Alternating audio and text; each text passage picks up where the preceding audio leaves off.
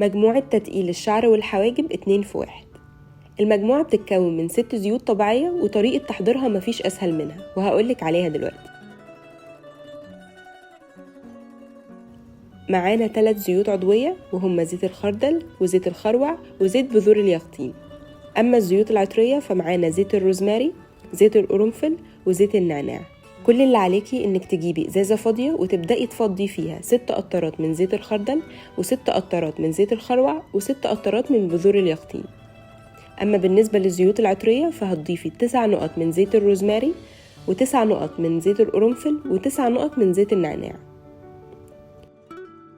استخدمي الخليط كحمام زيت لشعرك 2 مرات في الأسبوع، واحفظيه في إزازة غامقة عشان ما يتأكسدش، واستخدميه كمان لحواجبك قبل النوم، وفي أقل من 6 شهور هتحسي بفرق كبير جدا في كثافة شعرك وحواجبك.